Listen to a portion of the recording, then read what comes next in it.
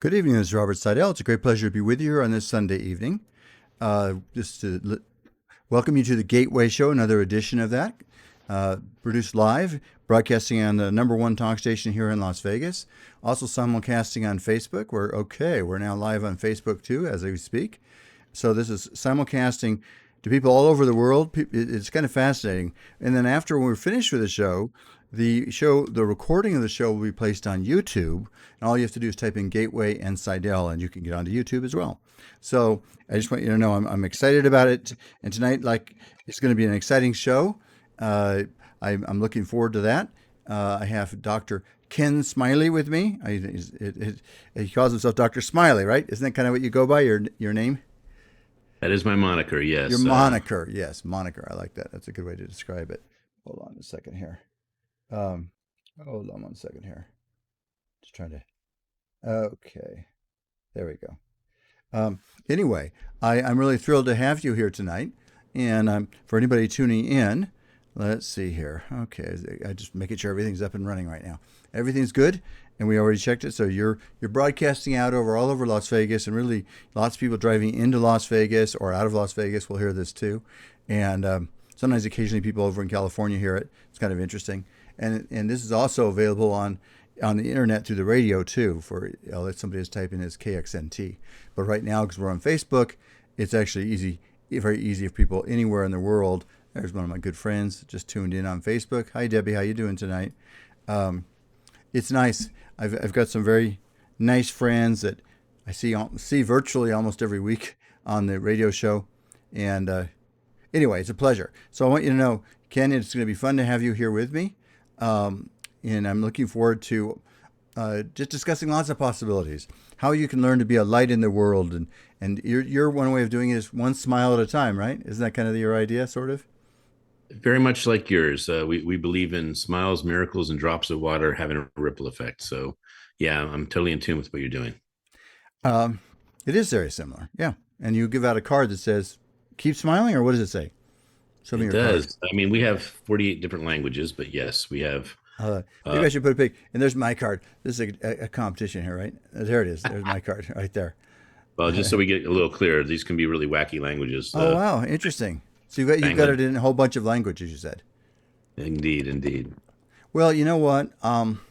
I think it's absolutely true that when people, first of all, if I smile, I'm going to be happy, right? It's interesting. The Dalai Lama, who I'm sure you're familiar with. I mean, that's have you ever seen a picture of him where he's not smiling? It's kind of He interesting. is ultimate. He's Yes. actually smiled so much, his whole face is transformed by his smile. And went to Thailand many years ago. I remember one of the things it said in the book, the guidebook. It says you may wonder why are the people in Thailand smiling so much, and sure enough, they were smiling everywhere, which was really nice. And it's part of that Buddhist tradition. But if we could bring that into our country, I think it'd be a lot better. I mean, we could use it especially right now. I would tell you, it just seems like there's too much hostility with one another, too much blindness to each other. That we don't see the other people's points of view, do we? It depends how we look at people. Yes. It's funny about life. Um, it's a funny quality of humanity. Hey, Linda, it's nice to see you. It's a good friend of mine named Linda just tuned in. You know, um, we all know our own point of view, at least some of the time anyway, but we don't have a very good ability to see somebody else's point of view. And that seems to be the underlying problem that we human beings struggle with, isn't it? And so you see, like in our country, I'm not going to get into politics, simply to say people might have radically different worldviews about the same person, the same subject.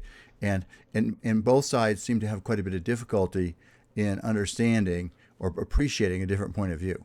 So it's just interesting to me that that's a challenge that we have as human beings, and it's led to a lot of conflict too.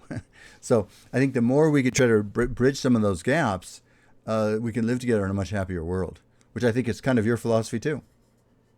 100%. Yeah. If you find out what people believe in and you can see the beauty in what they're believing in, they start opening up to what they can actually understand about believing in or understand why you believe in certain things.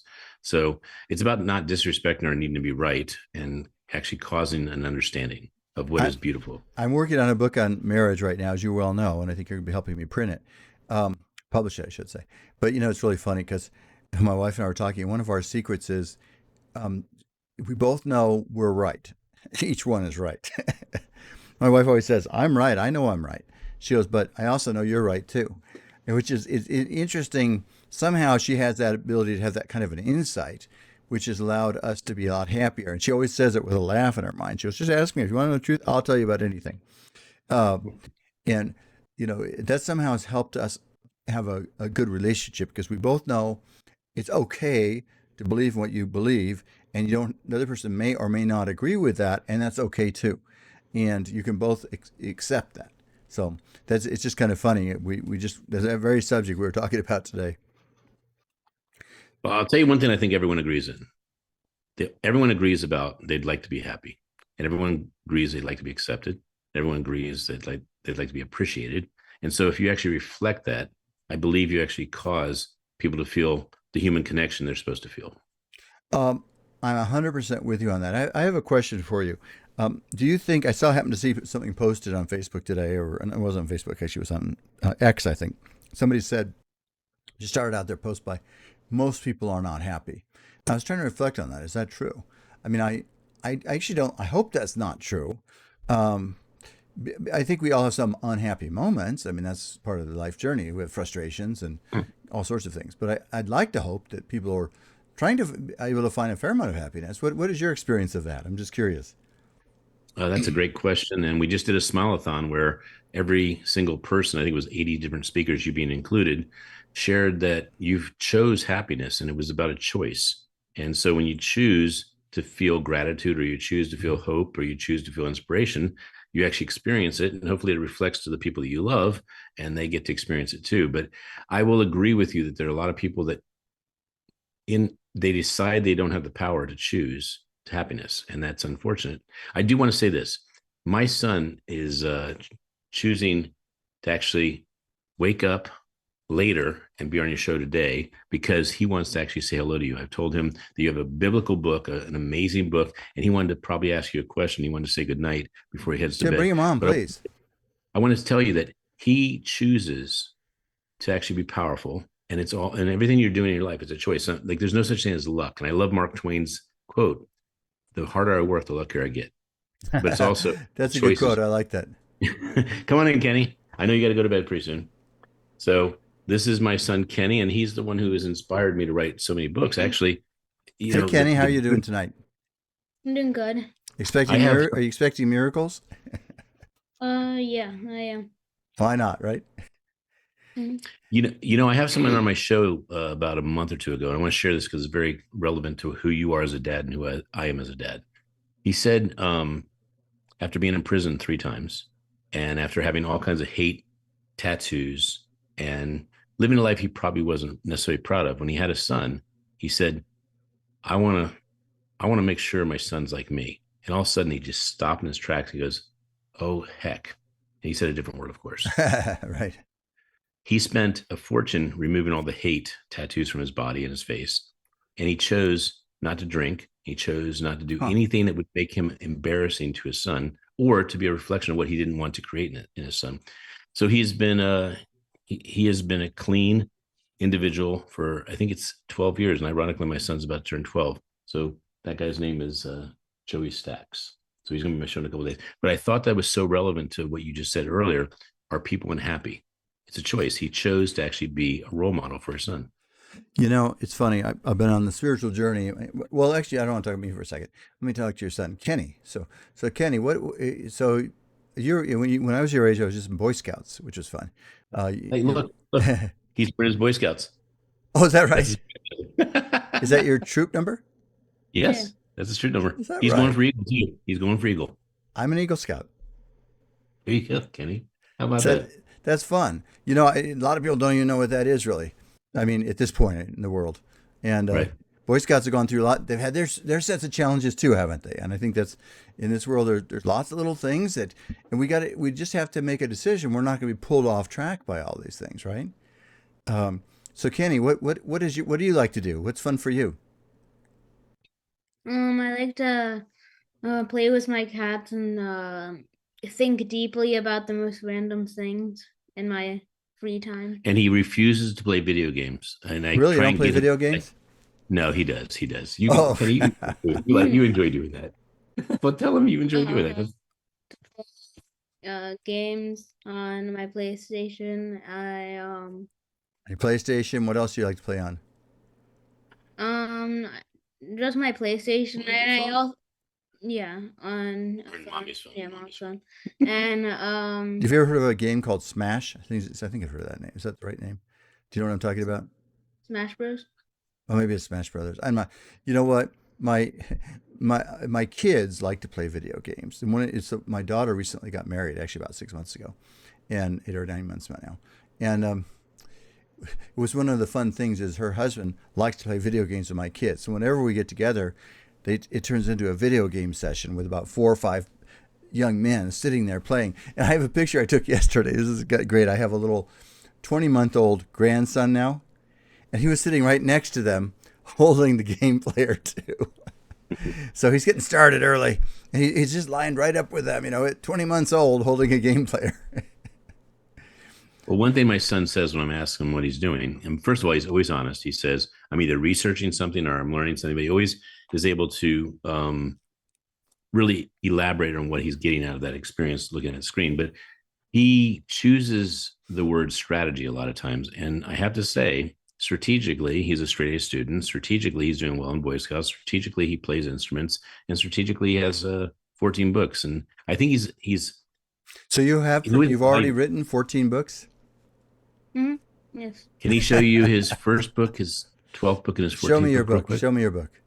Show me the first one there. first. First And book. look at the light. Well, I love the way that looks. We're gonna have to go to a break in a second. But people on Facebook could still see you, so stay with me, okay? It's not a very long break. And I'll let the people on Facebook will still see it anyway. So I want you to show me more of that. But let me just say, this is Robert Sidell, folks. This is the Gateway Show. This is fun. I'm having Dr. Ken Roschon here with me, and his son Kenny is also here, and he's just showing us a book he wrote. So for those of you on Facebook, stay with me. You get to see what he wrote. It's fun. So Ken, show me that again, or Kenny. So my friends, I'll be back in a moment for those of you on the radio. Stay tuned with us. There you go. That's a very colorful cover. I like that. How did you? What is that? Hold it up a little closer so I can Show see him it. what you wanted to show. What does him. it say? Kenny's. What does it say? What's it? Kenny's favorite jokes? Cracking you Kenny's up. favorite book. I like. By the way, I love that. It's a kind of a cheery cover. It's fun. It's very colorful. A nice big smile on. Is that supposed to be you on the front? Yeah, that was actually a real photo. Not the illustration. There was a real photo, and we just turned it into an illustration. And a kind of a cartoon, sort of, or an illustration. So. And you see all the things he picked to have in here. I'm looking at it a little closely here. It looks fun. You got. Is that a? I say it looks like a robot. What are Marcho? Yeah, he's got Marco was it Groucho? There it is, Groucho, and then Groucho Marx. Yeah, Groucho Marx. Yep, and he's got his little. What is that one? You know what that is? I can't. When you sit on it, the whoopee thing. Whoopee cushion. All and he's got duck season. Duck season. Yeah, that's good old Bugs. And that's Kenny K3. Do people call you K3 sometimes? No. Okay, I just wondered. I wonder if you take on a tradition like Elon Musk's kids. They all got these letters like X2, whatever. Right. But he'd probably like. I bet Elon Musk would like to meet you sometime. Maybe that'll happen. Wouldn't that be sort of fun? Wouldn't it? Yeah, that would. Do you want to tell me your 10th book? 12th? Yeah, show me another book. So this is his book about philosophies. My first 10 years. So what did you learn in your first 10 years? What stands out in your first 10 years? So this book is about my philosophies. I figured out like what I think about the school system, what I think about video games, what I think about the future, what I think about like commitment. Yeah, commitment. Creativity. Yeah, what my favorites are. What I like, what I don't like. I tell you, actually, this is beautiful. He's got at age 10, he put what he believes. You want to hear some of the things he believes? Yeah, actually, I want to give me about another minute. I want you to say that when we get back from the break. Yeah, because what he believes is gonna rock you. All right. So I want everybody to hear that on the radio too. Okay. Don't Yeah, lose that. Kenny. So how tall are you now? Not as tall, but I would say that I'm below average height. Well, you know, ti boys grow much slower than girls do. I don't know if you knew that Mm, or not. I do. I still remember when I was in the fifth grade. What grade are you in? 6. Okay, well, when I was in sixth grade, I remember there was this one girl that towered above everybody. It was always so great, so big. Oh, we're coming back on. Hold on just a second. Good evening, my friends. This is Robert Sidell. You're listening to the Gateway Show on live every Sunday evening, 6 to 7 p.m. It's a great pleasure to be here with you here tonight. I'm interviewing Ken Roschon, Dr. Smiley, and his son, Kenny, and Kenny the Third. And he's a for a young man, he's already written how many books? 10 books? 14. 14 books? And hold up that first one with the colorful cover one more time. I want everybody to see that for a second.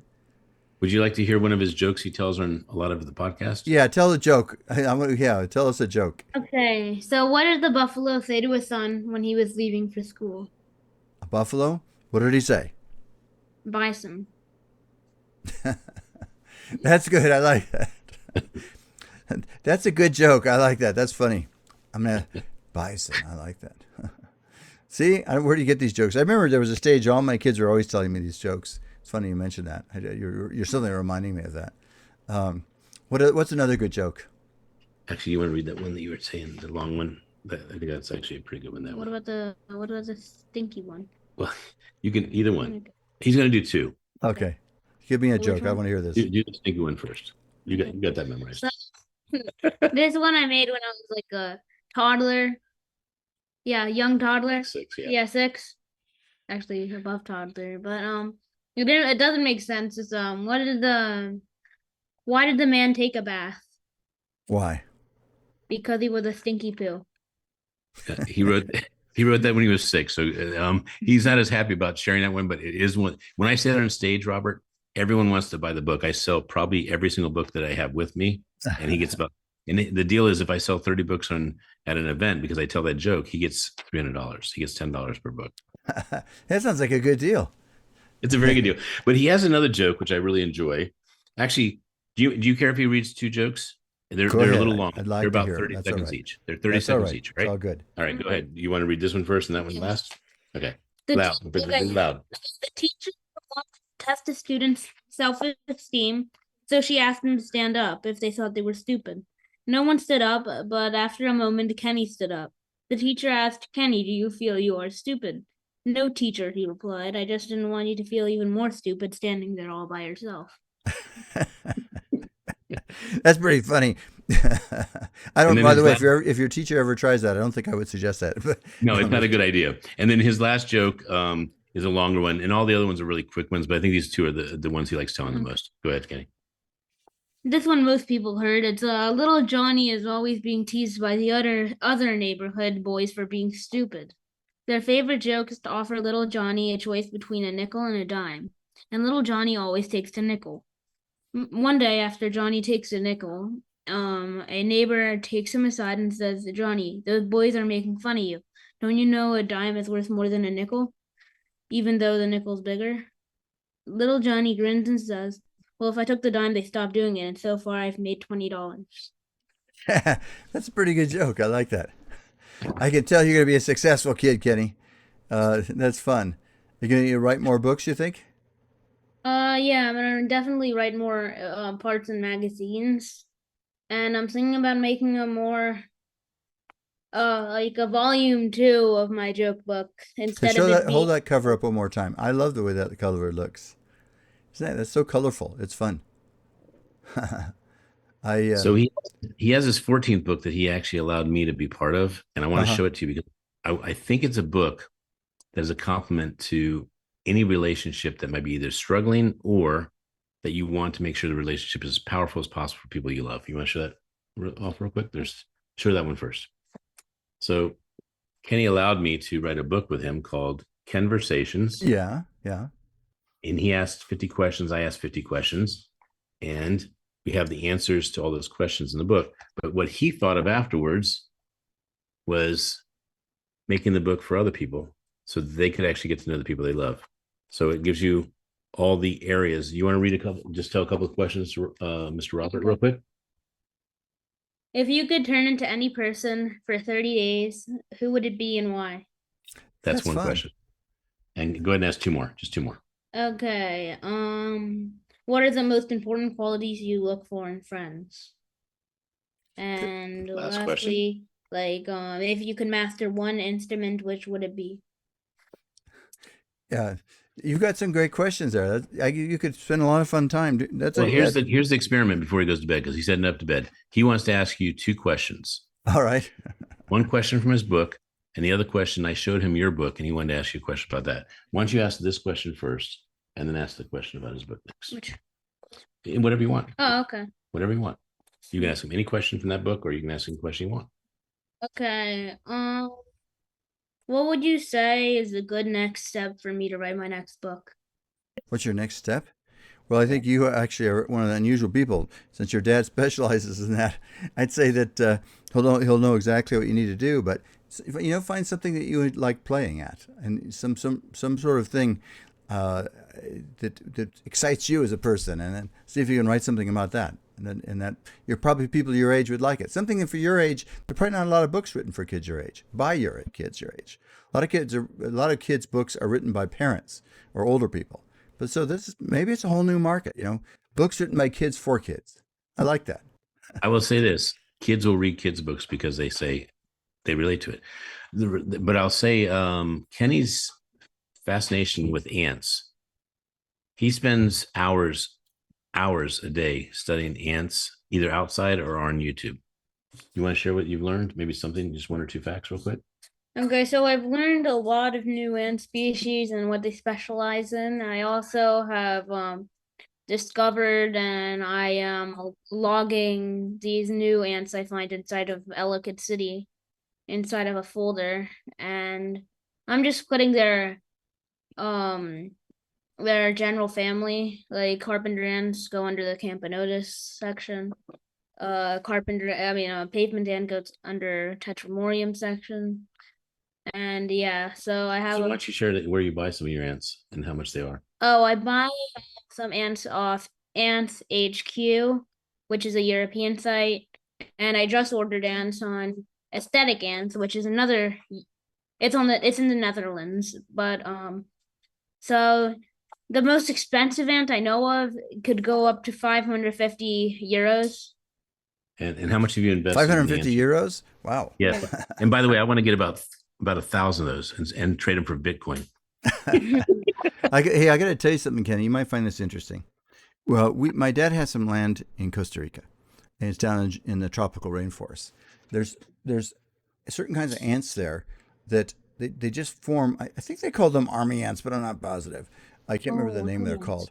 But they form little rows, one going this direction and going the other direction. You can take these and just, or maybe they may be called leaf cutter ants too, but whatever they are, you can watch them going just as far as you can see, carrying one direction. They're carrying all these little things for their colony, in the other direction they're coming back to get more. And they'll even go up a tree. And you'll see them going up the two different directions up a tree. So it's really amazing to see these ants. And then there's one other thing. I don't know if they're the same kind of ants. They used to call them cleaner ants. I think that's a nickname for them. And listen to this. It's kind of bizarre. These ants will, once or twice a year, we had these houses, open air houses. So they're, ants could come into them, but it's not normally a problem. But once or twice a year, they come all at once, and they come into the house. And if there's any bugs or anything else, they get rid of every single bug in the house. And then once they've gotten everything they can get, they turn around and leave. Is that funny? Mm-hmm. Yeah, there's ants that are inside of Costa Rica. Since that's in South, is it in South America? That's Central America, but you're right. Central Okay, Central America. Okay, then they could be weaver ants, but they could definitely be Mexican leaf cutter ants as well, because they are pretty invasive. There are some inside of the U.S. near Texas. Well, these are definitely called leaf cutter ants, but it's just amazing. It's amazing to see. You can look at a big tree, because this is a tropical rainforest, where these ants just climbing up, carrying leaves and other things like that up the tree. Kind of amazing, isn't it? Yeah. He said, don't hold a bullet ant. He said those bullet ants are pretty vicious. Yeah. Is that right? Are they pretty aggressive? The sting will knock you out. And no, it won't knock you out. It just causes unbelievable pain. But bulldog ants, on Bad the enough, other eh? hand, they can kill you. Bulldog ants will kill you, though. Yeah, I can't say their name. It's way too hard to pronounce. It's like a Myceii something. But their sting could kill somebody in about like 15 minutes if it travels up the bloodstream the way it should do, and it could be up to like 2 inches long. Now I'm going to have to look this up. I didn't know there were venomous ants. I mean, I know they're fire ants, right? Well, I've learned more about ants than I ever would have thought I could. Yeah. Yeah, fire ants. They aren't that venomous. They aren't venomous, actually. They just cause a lot of pain with their stings. Yeah. Fire ants, yeah. Well, we're going to go to a break in a second. But Kenny, you're triggering a lot of memories for me. By the way, it seems like well, anyway, I used to have an ant farm growing up, too. You have an ant farm, right? Yeah. 3. Yeah. These things that are like between pieces of glass or plexiglass or something, and then you could see them moving around, building their little colony. Yep, infrared, so that they can enjoy. I don't remember the infrared part. It's probably more advanced than what we do. Well, he spends about $300 per ant farm, and they're. I do. Well, you spent 150 on one. That's with the queen and with everything else. Okay. 150. So yeah, they're about this big, and they're infrared, and you take the glass off when you want to see them, and you. Not the infrared. Infrared, okay, got it. Yeah. That's pretty amazing. He's got it going on. You Robert, said, I'm so happy you got to meet him because I care about your message, and I also care about you meeting people and encouraging them to actually do what you've done in life. you know what? You got to have dreams. And Kenny, it's funny when you're your age. You know, one of the things I work on at my age is trying to remember my enthusiasm of being your age and try to bring it into the present moment, which I'm able to do some of the time. So listen, Kenny, I just want you to know, I'm so glad you took time out of your busy life with your dad to talk to me here on the show. You kind of reminding me. Are you going on break? We're going to go to break in about very shortly. But did you? He does have one more question about your book. Oh, okay. Ask me a question. That's fine. Go ahead. Okay, so my dad loves your book, and he tells me a lot of other people love your book as well. So I would like to know why is it so important? Because I have never read it, and I just heard so much about it. You know, it's funny. I have a client that, believe it or not, he's in his 70s, so all different ages. And I have a little video clip from him talking about my book. And he says, he was just one of my clients. And when we were getting ready to pay him out of his case, he goes, I want to tell you about your book. And he says, I wish I had known it had it when I was a kid because I'm so much more confident now. And he goes, now, and he literally had gone, he decided to buy a house in another city and he's changing his whole life. And he goes, I wish I'd had that when I was younger. So the idea of my book is to help just kind of trigger people with a sense of excitement and inspiration so they can begin to make their dreams come true. So that's why my book is special to people. Very special. People keep it. They don't ever give it away. Yeah, I've had people keep it more than once. Tell me that. Anyway, that's quite an interesting story by itself. So Kenny, I just want you to know, you're a very smart, intelligent young man, and if I had one thing to say to you is keep your dreams alive and don't let people talk you out of your dreams. That's the important thing in life. You know, keep believing in the magic of life, right? Magic seems pretty magical to you, doesn't it? Mm-hmm. You know, it's always magical. We just have to remember that. So keep believing that. Yeah, thank you for having me on your podcast. It's fun. It's a lot of fun. All right, my friend. Well, I'm going to go to a break. You can still stay on if you want for a minute or two. My friend. He's going to bed. He was promised that, so he's going to bed. He gets to stay up a little longer to say hi to you. All right. Hey, God bless, Kenny. Take care of yourself. Yeah. See ya. Bye-bye. This is Robert Sidell, The Gateway Show. We're going to a break, but I'll still stay with you on Facebook. Back in just a moment. I'll be right back. I'm just going to say goodnight to him. Okay, no problem. My friends, I just want you to know it's a real pleasure. I want to do something here. It's fun for me to, when I see this little young man, it reminds me of something. It just reminds me, when you're his age, when I was his age anyway, I basically thought I think anything was possible. And I think it's a journey in life, as you travel through life, maybe you get a stop, a roadblock here or a stop there. And you got to kind of dig back in. Whoever you are, whoever's listening to me right now, you got to remember to dig back in and re-examine your dreams and seek your dreams and be open to new possibilities. Because if you let the world talk you out of them, you're never going to accomplish anything. So I've just, it was fun for me to have talked to Kenny the third, and because it reminded me of that just unabandoned sense of adventure that I had at that age. And I by the way, those of you listening right now on Facebook or whatever, I have a little, I do, when I drive along in the car, sometimes I'll put on music that I might have listened to when I was 17 years old. And I do it, and then I can suddenly, it's like I'm transported back in time.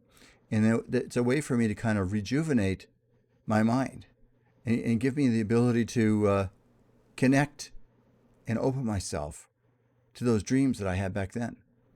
I think it's a trick, and I'll say this to you, Ken. As we move through life, I was just saying when you stepped away, talking to your son reminds me of that kind of ability to just lose yourself in some dream like that. At his age, he could just spend all of his time thinking about ants, and it could be anything like that, right? And but people a lot of times some kinds of great inventions happen at a young age. I think Albert Einstein came up his idea of the theory of relativity when he was like 15 or 16 years old. Yet he was looking at a flock of birds. Did you ever hear that story? I haven't heard that one, but I know that they were misdiagnosed for not really having intelligence, both Edison and Einstein. Yeah, Edison that's an interesting story too. He's one of my heroes too. Edison is definitely one of my heroes. I talk quite a bit about him in my book. He was actually thrown out of school. Right. I don't know if at a very young age. I'm going to say within a few months after being in school, and they told his mother he's a learning disability. He really can't learn, and so she said that's not true, and she educated. He was home educated by his own mom. And it's kind of amazing to think about it. I mean, like I said, I have a little section on there. But imagine in my book about this. Imagine if they don't believed the school. Instead, he went on to become probably the greatest inventor the world's ever known. We have some pretty great ones today too. But did you recall the story that with the letter though? Hold on one second. Coming back on. Yes, I want. Hold on a minute. You tell me that. I want to hear it. Just one second. Here we go. Back on the radio. Oops, that's funny. Good evening, my friends. It's Robert Sidell. It's the Gateway Show, and it's a wonderful night. We're just starting to here in Las Vegas, getting a little warmer here today. I predict, though, it'll get cool over the next couple of weeks also, though. But today it's kind of a nice, warm, comfortable day to sit outside. If you want to do that, it's a good night for it. But I just want to, I'm having a fun time interviewing Ken Roschon, who's kind of an ambassador of goodwill. He has a card he gives out that says "Smile," and just to get people to kind of open up. He's got it in many different languages, and we just had his son on, who I especially enjoyed because it kind of reminded me of the wild sense of abandonment and adventure I had at that age, where I didn't try to figure out what's possible. One of the problems, Ken, I think, in the world, I think to myself too, is when I was his age, I was reading. Well, I don't know. Do you remember? You probably don't remember these books. Do you remember hearing about Tom Swift books? I don't know if you've heard about them or not. Yeah. You do? Yeah. I think they're mostly outdated now. Here's a funny thing. I had a collection of the original Tom Swift books that were published around 1910. And really? Oh, yeah. Those are a lot of fun because that was really, they would say, Tom Swift and the Amazing Flying Machine, and or Tom Swift and his electric torch, which is another word they had for a flashlight. And just things that we take for granted, but was very exciting to them at that time. And so I remember reading that. But then they also had a second series of Tom Swift books. And it'd be Tom Swift in his underwater city, or Tom Swift in this and that, because it was written in probably around the time I was growing up.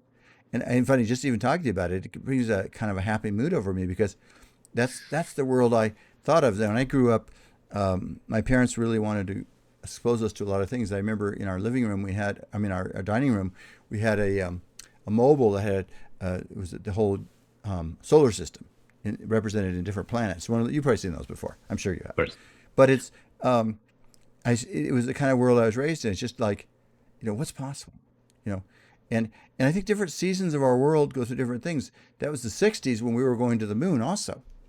and Hmm. and so it was a sense of we can do anything, and I think different seasons come along, and then you get people starting to put out a negative message. And then you get people like Elon Musk who's trying to still keep it positive. So,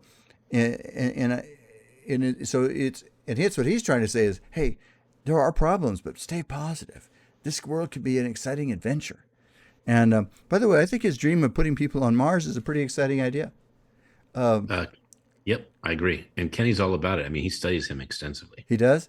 I mean, Yeah. he's still, I don't want to diverge into politics at all here, but he's kind of like an overgrown boy, and he gets very He is. exuberant about certain things. Yeah, I mean, Elon Musk is. And But you'd that's why have to he's be. been so successful. I'm sorry. Go ahead. What? I was just going to say you'd have to be to create what he's created. You have to be that wondrous. That Yeah, I don't. and Go ahead. Benjamin Franklin says, I mean, to fail is actually the beauty of actually learning how to do it the right way. And he's the kind of person that embraces that. Yeah, I thought about it a lot. One day we were driving along in I have a Tesla. One day we were driving along in it a few years ago, and my son, who's been a very successful software program, but he's saying to me, Dad, I can't even imagine how did he invent all the things necessary to make this car work? And it's like, and then have the vision also. He created his own power recharging stations all over. Right. Yep. And it's funny, the other companies have tried to create power stations, and I hate to tell you this because I don't take no joy in this, but a lot of the time those stations don't work. If Yep. you ever show up at those, about half the time they're not working. And Right. so whatever he did, he has some unusual ability to bring things into reality that most of us think are impossible. And so it's just and now they have a Model Y, which is it's the best selling car in the world, and it's a truly American car. So Yes. it's interesting. Um, he's had his share of political issues, and by the way, if any of you out there have any political issues on that, I send you love and compassion. I think in the end, he's just a person that dreams a lot and wants the best for everybody. That's what I really believe. And I think that, if he doesn't agree with some of I don't even think he disagrees with most people's politics if they really understood deep enough, but that's all right. We won't get Well, into it right I'd now. actually like to interject something about that. So Yeah. if Elon Musk changed the world of finance, and we're using PayPal, and by the way, it's unmeasurable how many people use PayPal, correct? Right. He changed the PayPal system, well, I should say the pay system from I need to wait a week or two for a check Right. to instantaneous. Right. You really don't like Elon Musk, then you'd have to stop using PayPal. Then you have to say, hey, all the people that own Teslas, just because they wanted to be more environmentally friendly, and I'm not saying that Elon's figured out everything with a Tesla, but he has actually figured out a lot of cool stuff, and he's actually created a shift in the automobile market to thinking like he does. I mean, Mercedes is Right. building stuff like him. And so you'd have to say, I won't buy a Mercedes because Mercedes bailed him out at that for a moment, and all Teslas. You start saying, how can I actually be so critical of someone? And by the way, anyone that plays big, you can always find a reason to fault them because they play so Yeah. big, they're going to make a mistake. And so the question I ask is, if you hate him for the PayPal and you hate him for the Tesla and you hate him for the SpaceX, Starlink. and then he solves cancer and you are saved because of the cancer, are you going to revert all the things you hate him about just because he finally did something right for you? So I have a big problem with people hating someone that creates so much amazing change. Well, I think it's part of the we, as human beings, we need to evolve more. And God's given me a lot of compassion, and I think I understand at least why some people have some issues with him. But I mean, you bring up something very interesting. He's been working on something called Neuralink, or something like that. It's a brain uh, insert in your brain, and Yes. trust me, there's a lot of people waiting for that technology because they're paralyzed and other things. And I know a guy that's paralyzed from the neck down, and he was a young man and one of our friends' kids, and he got in a snowboard accident and he got paralyzed from the neck down, and he was actually in a prototype. He almost got into that program, and he was really thrilled about it because he thought maybe it could really change his life, but he unfortunately didn't get in it. But so they're pushing the curve. They really, really are.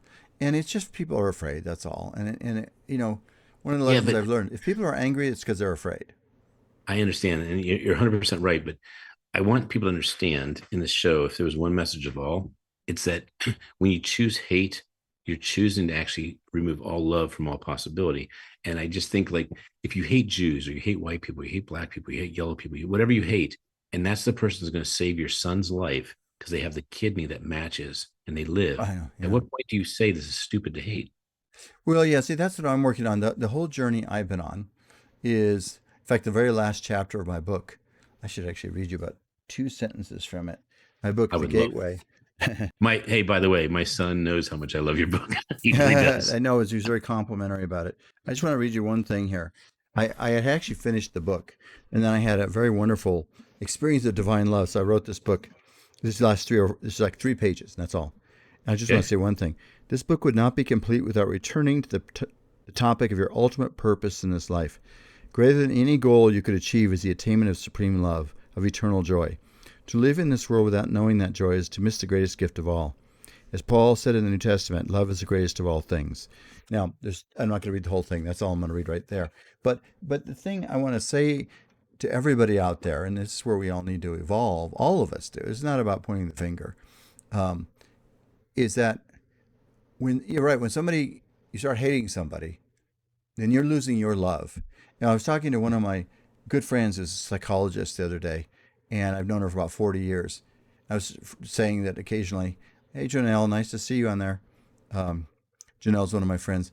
She works in this, if you ever want to hear Barry Manilow, she works where they, what did I just do here?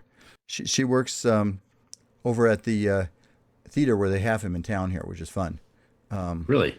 Wow. Yeah, no, he's a fun performer to hear. He's going to be 83, I think. He's coming up pretty soon, and but I hear the audience sometimes sings a song for him because he is needs some help.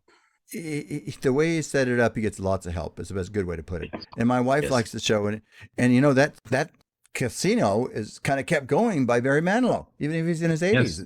They have a sign all over, and so he's an inspiration that way. You don't have to give up. So if you're in your 70s or even 80s, there's no reason why you couldn't have your greatest success. And he's still keeping a whole casino, a big casino in Vegas, one of the top casinos. Used to be the Hilton. So, by the way, it's where Elvis Presley used to perform. So That's it's a amazing. top. Yeah, it is. So the movie. Yeah, it's in the movie, exactly. Yeah, so but we have to all. I got sidetracked because I saw my friend who works there in that theater. But my dream is the day we can have a great enough love where we can begin to embrace people with different worldviews, different attitudes. That's going to be the day that the world turns into a heaven on earth. You know, and that's what we need to be open to anyway. And I do believe only God can create the highest love I'm talking about. But when we just build ourselves up into armed camps against one another, that's not the long-term answer. It really, really isn't. And now, I just realized I'm ready for a break already. How do we get there so fast? But I mean, so We're having fun. It's because we're having fun. that is true. And I had a lot of fun talking to your son. You can leave now. I already had my fun talking to your son. I know. You know why I bring him on is because I don't have a personality. He has it. I mean, he's ready to go. Actually, you have a nice personality too. Hold on a second, my friends. We're going to go to a break. When we come back, my friend Reverend Ernie will be with us. And I'm going to keep talking to Ken while we're on the break too. Oh, Andy Hangarter, my friend, just tuned in. It's just the Westgate Casino. Exactly. You're right, Andy. Andy's a character who just tuned on. He is now working he always works every year for the World Series of Poker. Oh, but let me just say, we're going to go to a break, my friends, and I'll keep talking to you on Facebook. So if you can put me on if you need to, Owen, on the break. Yeah, you know, it's quite fun. He invited me, and I came over last year, wandered around, and gave me a tour of the World Series of Poker, and it's quite a fascinating thing. It goes on, I think it's like 6 weeks or something, but it's mostly men. I guess maybe I shouldn't be surprised, but I thought that was quite interesting. There's a lot of testosterone in the room. It's quite an interesting experience to walk in there. And I remember there was one thing that I went and watched. They have something called the Millionaire Maker or something like that. I don't know if you're on there, Andy. Yeah. Correct me. And I've heard it. You can pay like $10,000 to join this particular tournament, and then within 3 days, one of the people who joined it will win $1 million. Kind of amazing, isn't it? Yeah, variables of lots of people playing, right? Right. But it's not overwhelming numbers. I mean, it's yes, it's a fair number, but it's not like a lottery. They're all right there playing in the same Right. room. Exactly. And but still, as my son was quick to tell me, now to be honest with you, it's not even a temptation of mine because he goes, "Yeah, but Dad, you have to be really good at poker," and I'm sure that is very very true. So, but it's still kind of fascinating to think that you could pay that fee and suddenly have a chance to potentially win $1 million within a few days. You know, we're giving $10,000 to Jeff Bezos, and I mean that's a decent amount of money. That's not a small amount, but we have 100 authors that are going to buy 100 books, and those 100 books they're going to do reviews on, and those reviews are going to help the author. They're going to help Jeff Bezos, and they're going to help the Perfect Publishing and those people that care about more reviews. Oh, very interesting. We'll have to talk about that more. We're gonna go. We're at a And break I right have something now. about hate. I have something about hate I want to read when we come back. Okay. There's my friend Ernie. He just came on. If you can see him there too. Hi, Ernie. How are you? He has not be able to hear us yet. Can you hear us, Ernie? Yes, I can hear Okay, you. good. Can you hear Ken too? Yes, I did. Okay. Thank you. Hello, Hello, Ken. Hi, Ernie. How are you? Ernie, Wonderful. Thank Ernie. By the way, Ernie took me out last Saturday for my birthday. Although it was a couple weeks late because I was out of town. But we had a fun time having real nice Indian restaurant, right, Ernie? It was a lot of fun. you. Yes, it was. You speak Hindi? Oh, yes. I do speak Hindi. आप कैसे है? ठीक है, ठीक है. हम ठीक है.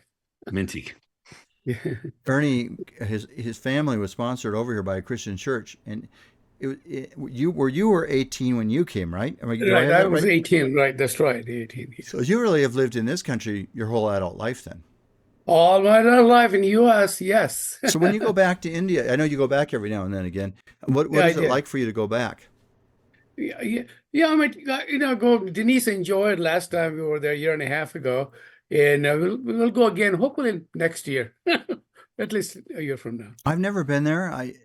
It's such a this spiritual kingdom is such a mystery. Oh, we're going back on the radio. Hold on just a second. Good evening, my friends. It's Robert Sidell. It's a great, great pleasure to be with you here on this Sunday evening. This is a Gateway show, and if the show becomes a fun experience for me, this is a good example tonight.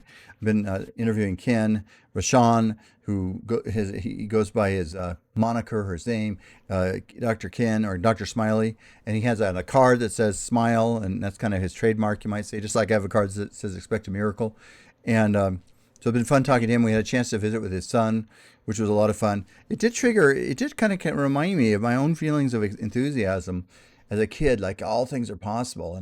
And so that's what we got to keep remembering. My friends, whoever's out there, if you can remember, learn from Ken's son, who's spending all this time learning about ants now, which I know sounds funny, but I love it. I mean, I love that he's can devote himself to the study of ants at this age. It's just kind of a fun thing.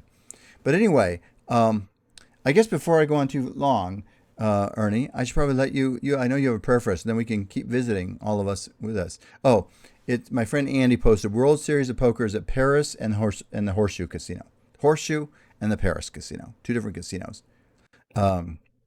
So that's my friend Andy saying. How many? I'll see if he can still post it. How many people are attending this year, roughly speaking? How many will be coming, Andy? I'll see if he can get that and post it. But in any event, well, before he'll get back to me in a second. Reverend Ernie, why don't you share with us the prayer? You always put a lot of heart in your prayers. Oh, thank you, Robert. All right. The topic of the prayer is learn how to smile your way to happiness and success. Dear Lord, we thank you for this blessed day and to journey through this adventurous life. Lord, grant us to be aware and see smiling our way to happiness and success. Guide us to release doubt, confusion, and anxiety within us and smile our way to happiness and success. We pray we stay focused in our thoughts and take positive actions to fulfill living and experiencing success and happiness with God's grace that surrounds us, creating heaven on earth, and so it is. Amen. Amen. Beautiful, Ernie. It's always fun to have you share a prayer like that. Were you going to say something, Ken? I thought I you am. I want to show. I want to say something. And I want to show something. So, Go Ernie, ahead. By the way, thank you. That touched me probably more than any quote could or any passage could. because my smile movement, and Robert was just on a smile-a-thon. But I want to show you that I have a book called Keep Smiling, Keep and smiling. that's Jay Shetty, and he's holding. Muskurate raho. That means keep smiling in Hindi. Yes. And then Gandhi is one of my favorite role models. I would want to meet him more than anybody if I could bring him back. And he said, happiness is when what you think and what you say and what you do are in harmony. It's wonderful. What you think, say, and do is in harmony. That's pretty good advice. Mahatma Gandhi was a very fascinating soul. There's no question about it. He very deep convictions. He was an attorney too. Did you know that? Yes, he was. Yes, he was. And I love the movie. The movie was phenomenal. The movie was incredible. It's one of the best movies I've ever seen. I don't see them making movies quite like that today. It's well, Lincoln was made at that level. Lincoln was definitely. Actually, you're right. I love Lincoln too. I watched, believe it or not, I think I watched Lincoln in the movie theater 4 times because I wanted to get the experience of it in the theater. You know what, Robert, I'll tell you, I think this is what you and I love about movies. And Ernie, a new friend, I'd love to connect with you and have you both on my show, Dr. Smiley Show. But it's because they did not rush those movies. They made those movies to be the time that they were supposed to be released, with the right people, with the right script. You know, the person that played Lincoln, he said, I will not play Lincoln. And then Spielberg said, I will wait until you will. And he said, give me a year to learn Lincoln's voice. And if I can pull it off, I'll come back to you. And he did. He pulled it off. And I can't imagine another person pulling off Lincoln like Daniel, what was his name? Daniel. I can't quite remember. Quite honestly, I can't remember his last name, but I do know who you're talking about very, very well. I'm sure we can find it in a second. But he would not take the part. And Spielberg said, I will not give the part to another person. Like that was the intention of that movie. Yeah, that was an epic movie too. Yes, you're absolutely right. As Spielberg's gotten a little older, by the way, I got to tell you one thing. I'm going to interrupt for 1 second. My friend Andy says there are as many 20,000 participants to come to the World Series of Poker. 20,000, and the main event costs 10,000. Has 10,000 players, and a $10 million first prize. Oh, that's pretty good, actually. It's interesting. I think that Ernie, you and I have to learn poker enough that one of us goes and cleans the pot.